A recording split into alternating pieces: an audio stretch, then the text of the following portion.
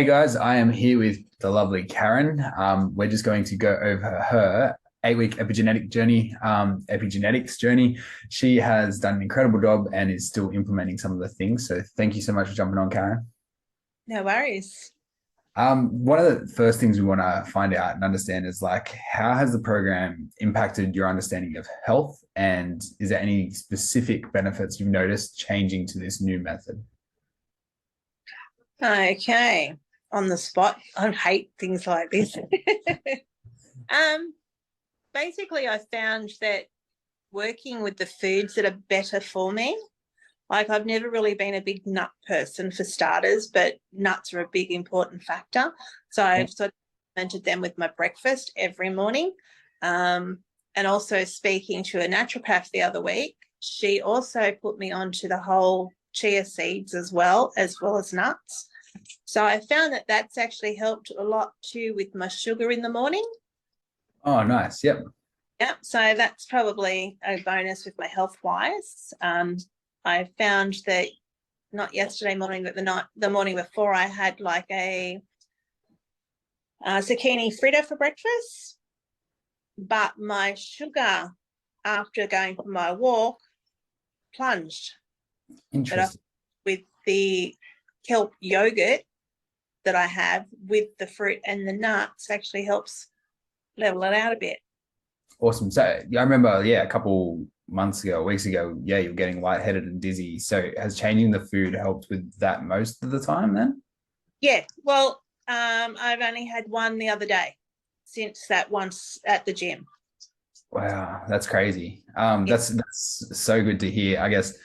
And so just for people who aren't aware, so what happens when you get your profile, it has food suggestions that are avoid, have more of, have sometimes. And I guess it is a bit of a learning curve, right? Was there things on there where you're like, oh, Well, I'm a sweet eater. I love my sweets. Where sugar is definitely really not one of my bigger things that are good for me. Well, it's no good for anybody really, but even things like breads and stuff like that. Growing, and did you have any issues with that, or we'll just no, talk? I find it actually a lot easier.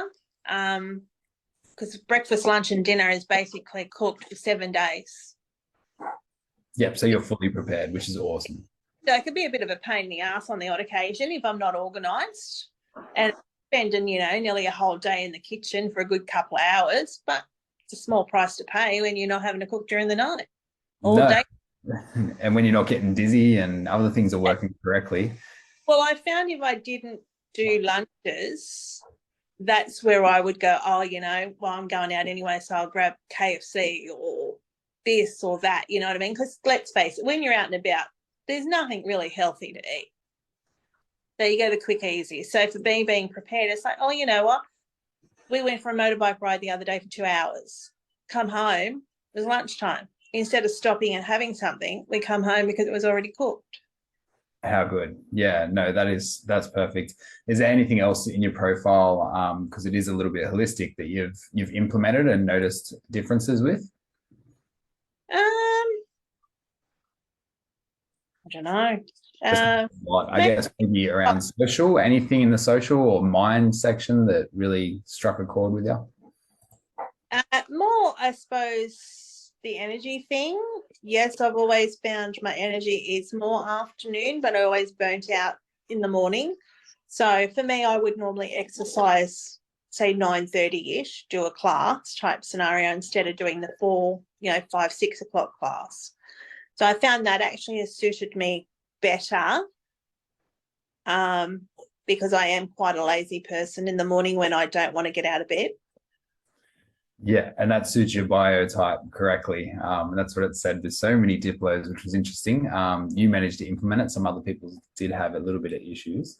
Well, Uh, see, I suppose the bonus is I've not had to always get up and go to work. I've worked my hours. yeah, My routine was always, get up with the kids, the breakfast, that sort of thing. So now I don't have to worry about them at all. It's quite easy to fall back into that. Oh, it's a bit chilly outside. It's only 9 o'clock. I might lay here a little bit longer. but you're thriving in it, right? Like we said, those things are improving. You've dropped about 3 kilos in body fat. I was actually just quickly trying to look through the back end of your food profile as well. And it's funny because Diplo's, and even in your account, it says, I can often feel weighed down, tired, bored, slow, lacking motivation, slightly sad, and attracted to sweets and soft drink. Yeah. So with those changes, do you feel like you have less of a sweet and like a desire for sweets? Look, now I'm probably coming back into, I'm getting bored, so I'll go back to my sweets. Yeah. But while in the program, no, I didn't really. I was actually going for my oranges. So good, because so many people struggle with that, right? They get bored, they get lazy, then they just, find the easiest thing to put in their mouth. Well, funny enough, I had a thought, I think it was yesterday afternoon when I was down doing something, and I thought, you know what, you're going to fall back into these old patterns that you're into if you keep going the way you're going. Because I was down the shop and it's like, oh, I'll just pick up a little chocolate Freddo. And it's like, this is what got you here in the first place, was just that little chocolate Freddo went to that big chocolate Freddo, went to that family chocolate bar. Yeah. Normal. Yeah. So I thought, no, you know what you're doing. So I'm more self-aware. So good. And for, I think it was more so the Guardians, but some Diplos as well. Did you notice if you went off track with the food that you could actually feel yourself digesting it, or it wasn't too bad? But my digestive, I can't really comment. Some I think are worse than others. I suppose heavier meals for me. So I found, say, for my lentil soup that I would cook, I would find having that at the night time would be a lot better than having that during the day. So I'd have something heavier during the day, like say meat, chicken, whatever with my veg, and then have my lentil soups of the evening because they actually sat a lot lighter. Mm. And I found lentils and chickpeas seem to sit a lot better than, say, heavier meats. For the nighttime? Yeah. Yeah, interesting that. I had Lenny the other week say she was tracking her sleep and the difference between the protein-filled nights and the veggie carby nights, like black and white, like so different. So yeah, that's so good to hear. But it's that cultural thing, right? We're so used to meat and two veg or whatever for dinner, and eat like a king towards dinner, and it's just doesn't kind of work for your health type. Well, if 30, 40, 50 odd years of being brought up like that, it's pretty hard to sort of change overnight and not fall back into the same old pattern. No, 100%. But then when you've got to a point when you feel so good, you've already caught yourself, right? So that's so good. In terms of the mind side of things or the social side of things, was there anything that kind of like stood out to you that helped you with people that you know and stuff like that? No, not really. Not that I can think of offhand. Yeah.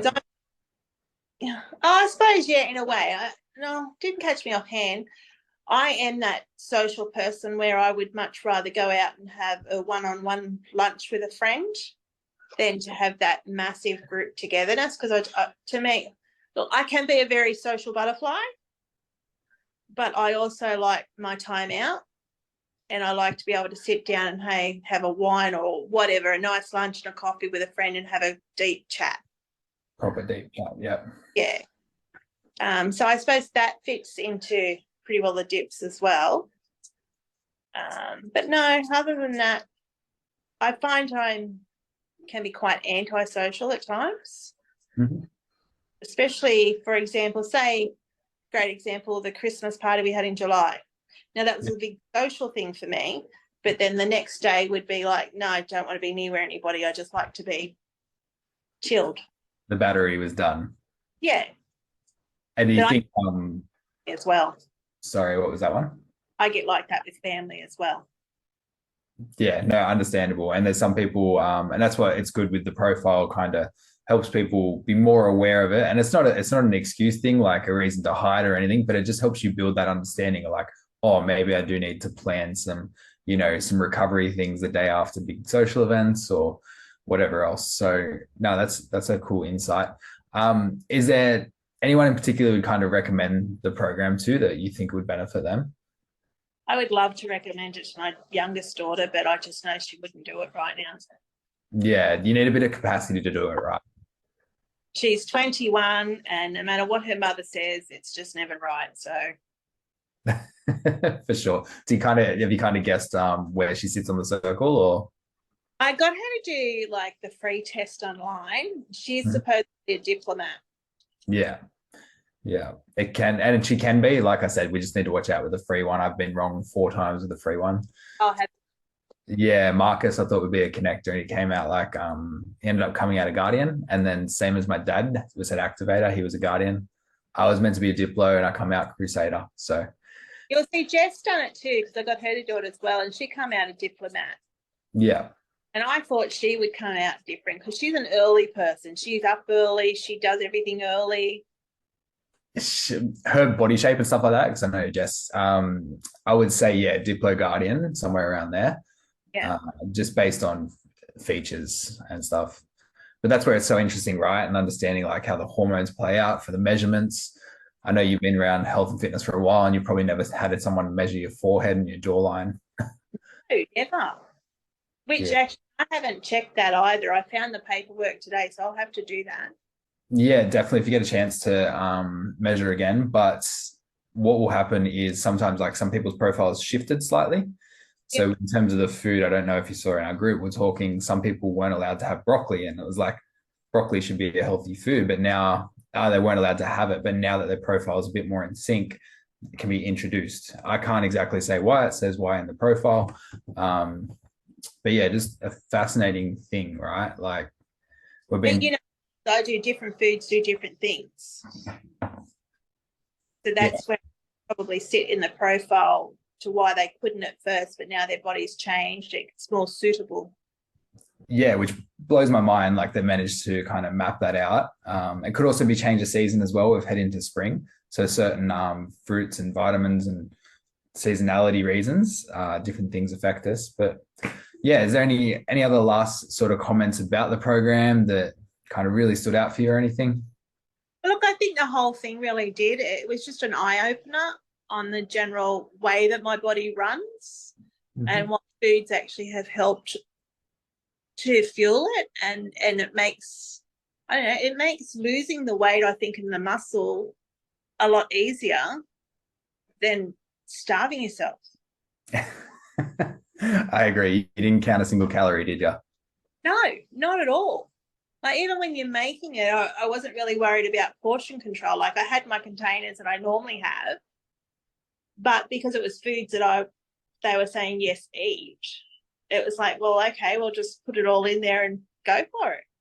And I eat until I'm full, and that's it. Perfect. And that's great. And it's funny, like you're not alone. Everyone focused on the food the first time. Like everyone that's done the second session, they're like, oh, I'm going to focus more on the other things this time. And then the first week when we started with this new group, everyone's just like food, food, food. And I was like, it's the second week, calm down. But I guess that's what we're so drawn to.